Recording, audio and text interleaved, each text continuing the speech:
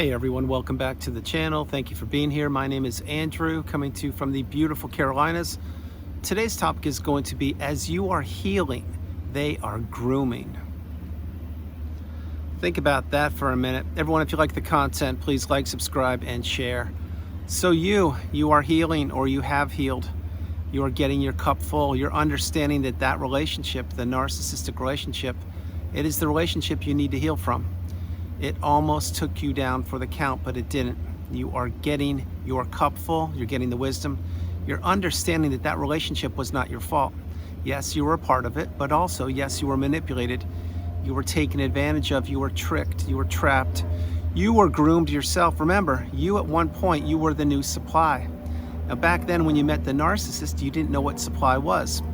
To an average human being, a person even who has gone through the narcissistic abusive cycle, supply is something like you go to the store, you buy wipes, Kleenex, Clorox. We are not supply. We are beautiful, bright, shining lights. We shine higher than the sun, the moon, and the stars, and the narcissist knew that. But the narcissist needs supply. And what supply is to the narcissist, it's human beings, it's relationships, it's pets, it's planes, it's trips, it is cars. It's Amazon. Supply is anything that keeps the tiny little pea brain of the narcissist occupied, and it makes them feel important, and it makes them feel powerful, and it makes them feel higher than other people that they surround themselves with.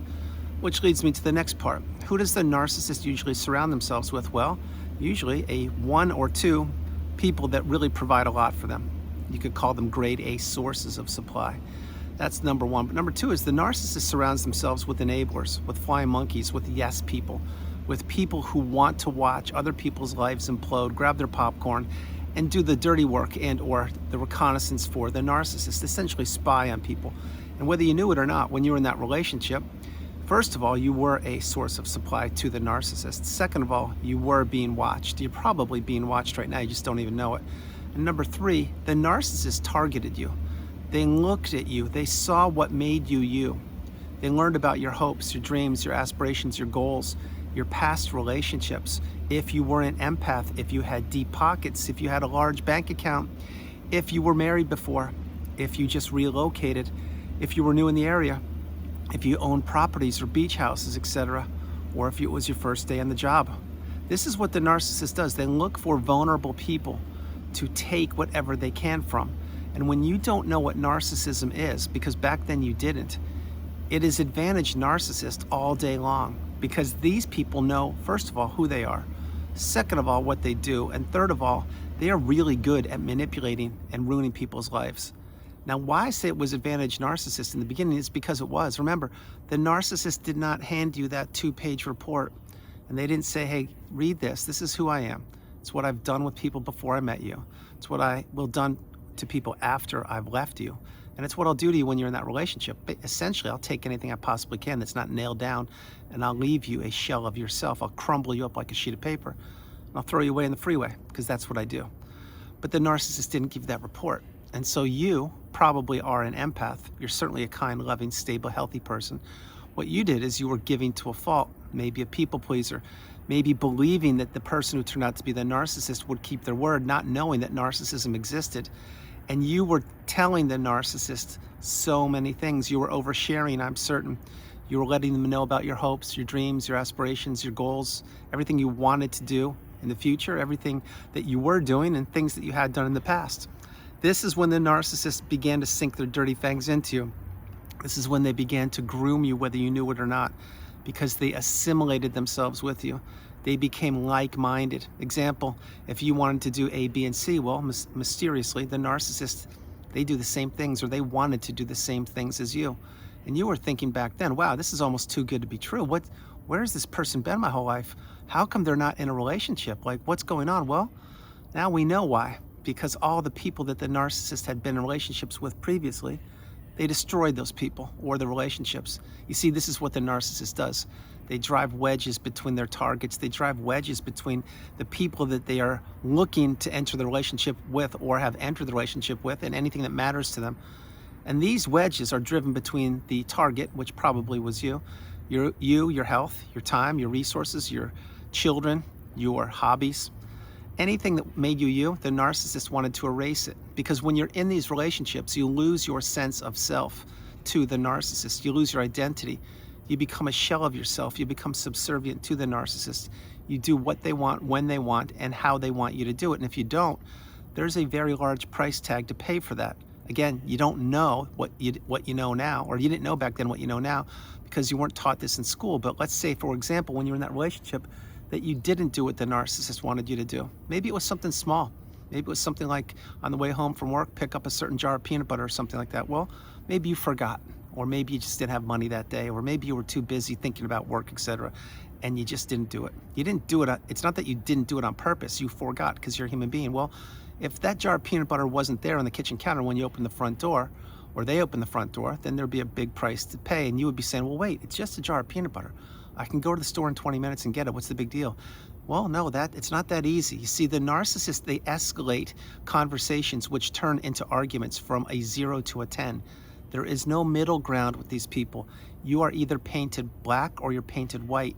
You're either in their good graces or you're out. And it's the same thing with an argument. Think about how many times you would have a conversation that turned to a heated argument. The next thing you know, you were being screamed at from the rooftops by the narcissist. Why do you think that happened? Well, I'll tell you a few reasons why it happened. Number one, to punish you for being you. Number two, because they wanted to have the neighbors hear the abuse that was going on, whether they were dishing it out or not, because they were probably blaming you. And number three, they were hoping to get a little reactive abuse out of you, that maybe you would raise your voice. Maybe you would take your wedding ring off and slam it down on the counter. Maybe you would slam a door. And then the narcissist would say, see, you're the unstable one. You're the one that doesn't have any self-control. Look at you, you're so pitiful. What's your problem? I knew I shouldn't have married you.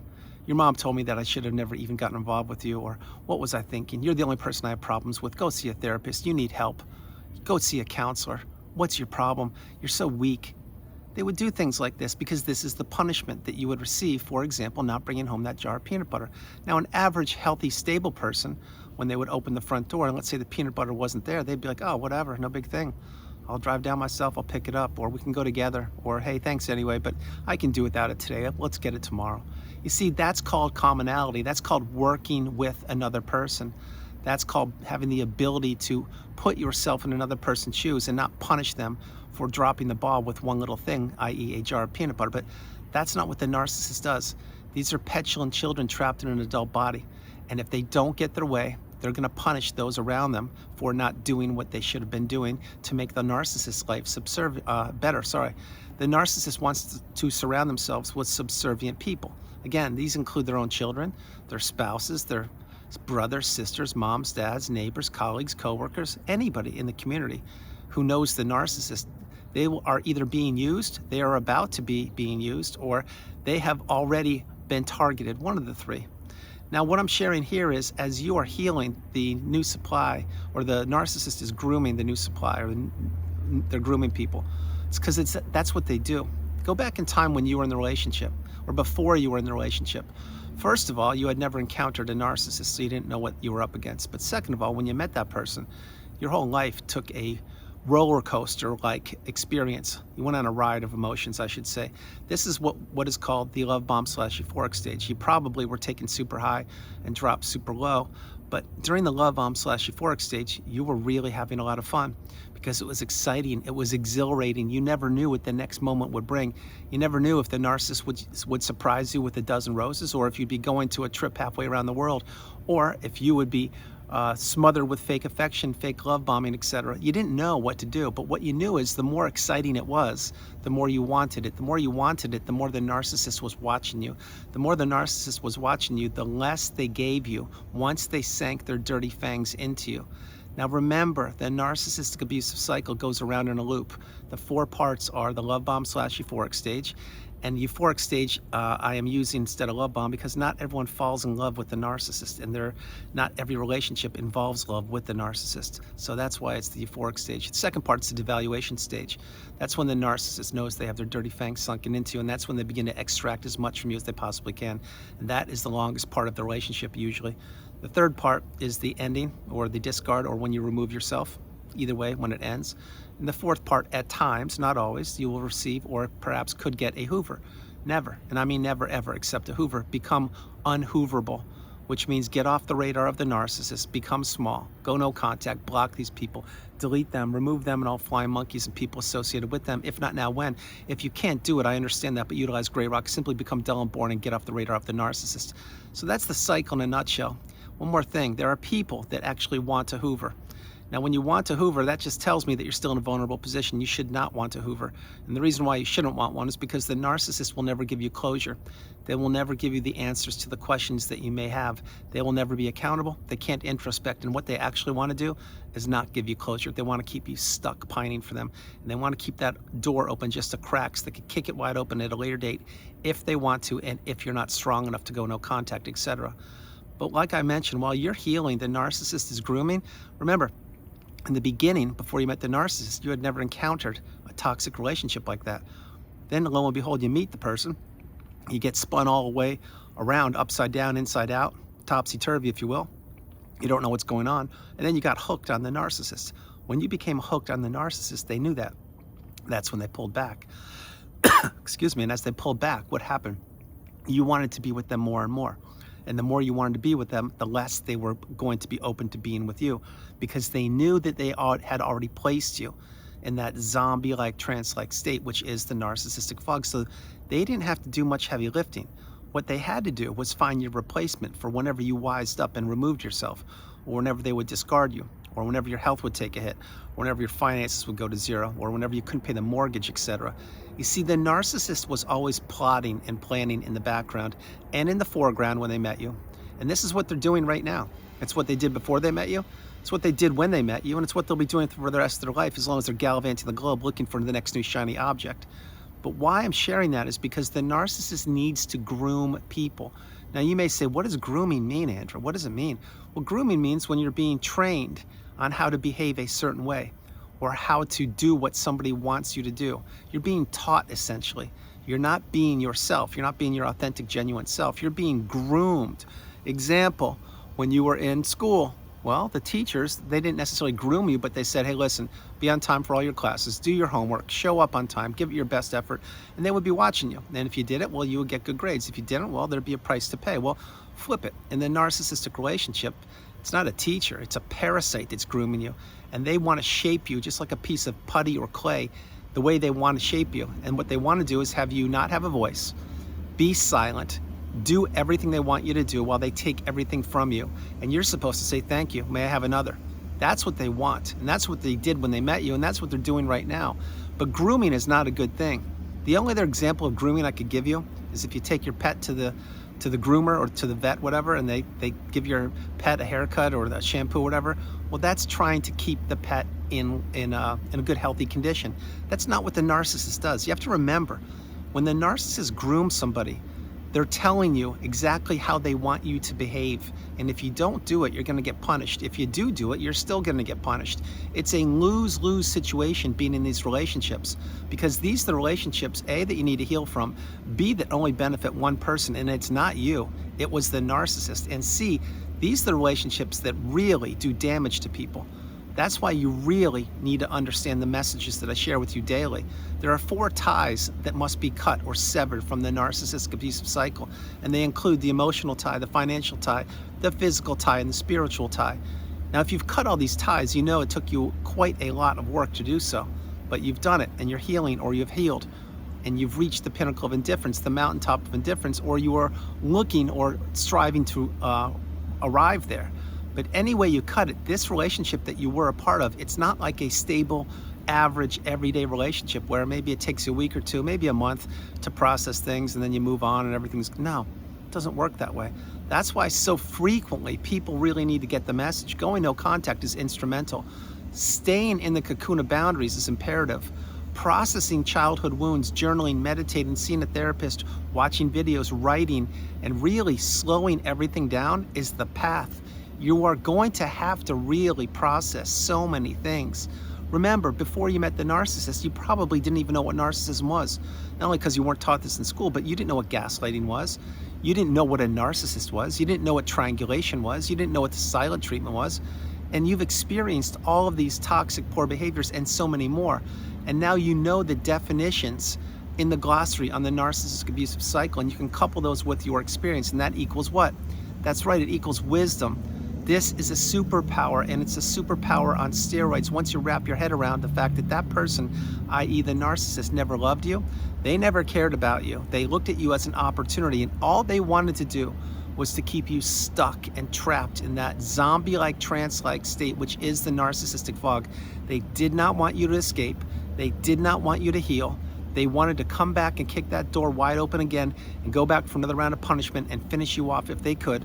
But they couldn't, because you're here, you're getting your cup full, or your cup is full, and you're understanding that you are the priority. You come first, second, and third. And there's no room in your life any longer for the narcissist or any toxic people at all. Back then, there wasn't room in your life either, but you didn't have the wisdom now. That's why the onus is now upon you, because you found the needle in a haystack.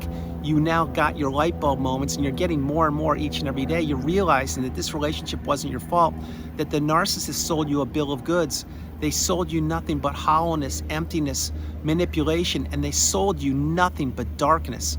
The narcissist wanted to exchange their dark energy with your beautiful, bright, shining light, and they accomplished this for a period of time, which was the length of the relationship. They dumped all their toxicity into you, having you doubting yourself, having you doubt yourself, having you not believe in yourself, having you wonder and question, should I have done more? Could I have done more? Was it my fault? If only I had done this, I could have stayed in the relationship. Well, you know what? All those things get thrown out the window when you really, really get your mind clear and you really understand and accept that that relationship wasn't what you wanted it to be. It was what it was. That's when you need to practice radical acceptance and realize that you should be fortunate and grateful that you're out of that relationship. You should not want to go back for another moment, because it will never improve. The narcissistic abusive cycle goes around and around, and the one constant is the narcissist. They are the one person that can never improve. They cannot elevate or ascend. All they want to do is keep people trapped down in that zombie-like state where they exist, and they are very good at doing it. That's why you really need to break the ties. You really need to understand that the narcissist is a toxic person. They are envious and jealous, and they do not have the best interest of anybody on the planet other than themselves. That is why when you are healing, the narcissist is still grooming. That is why when you were in the relationship, the narcissist was still grooming. That's why the new supply is one of three people. Either A, they're a toxic person themselves, B, they are a recycled source of supply, somebody who hasn't healed or somebody who hasn't learned about narcissism yet, or C, they are a brand new clean slate, somebody probably like you were, vulnerable, naive, didn't have the wisdom, was believing in people's words and not their actions. This is what the narcissist looks for. The narcissist looks to target anybody who is wounded, anybody who is vulnerable, anyone who is new, anyone who doesn't know about narcissism. And that's why the cycle will continue to go on and on and on. My hope is it's eradicated right now, but that's not going to happen anytime soon. So in the meantime, you need to protect yourself. You need to insulate yourself. You need to have boundaries. You need to say no, the strongest word in the English language. And remember, when you say no to something or someone, you're saying yes to yourself. And the final thing before I get ready to close the video is, please go no contact. If you haven't done it now, what are you waiting for? You're playing with fire. The narcissist can change on a dime, and they usually do. And right when you put your guard down, that's usually when they punish you for being an empath or for being considerate or kind or loving. The narcissist will always, and I mean always, be grooming other people. The thing is, now you know who they are, you know what they do, and you know that you need to run away, get away from them as far as you possibly can, run for the hills and block these people and delete them. If not now, when? So everyone, that's the video. I hope you liked it. I loved doing it from the beautiful Carolinas. This is Andrew. Namaste. Have a great afternoon, evening, or morning, no matter where you are on the planet. You are not alone. Remember that you are not alone. I love you all. God bless you, and I'll talk to you tomorrow. And understand this, grooming is not my favorite word. Supply definitely isn't my favorite word. Narcissism is one of my least favorite words. But these are words, these are terms that we need to learn and identify and understand and wrap our heads around, because we were in the cycle. We were targeted. We were caught up in it for a while. And maybe some of us were caught up in it for a day, week, a month, a year, a decade. Maybe you were born into the narcissistic family. I get it. The whole point is you are one of the fortunate ones. You're one of the resilient ones. You're one of the courageous ones, determined and strong ones. You figured it out. You cracked the code. Really close the chapter of the book on these people. Heal properly. Slow your life down. Stay in the cocoon of boundaries as long as it takes. If it takes you a day, a week, a month, a year, 4 years, Do what you need to do, but heal and heal properly, because the cycle will continue to go around and around, and the narcissist will always be grooming people. The thing is, they can't get to you any longer because you've cut the 4 ties. You are now living your best life, or you are about to. You've relocated, you're taking a class, teaching a class, reading a book, writing a book. You've changed your life forever, and now you've healed, and you've healed properly. So please get the message. Do the best you can, and begin today, if not now, when. I love you all. God bless you, and I will talk to you tomorrow. Bye, everybody.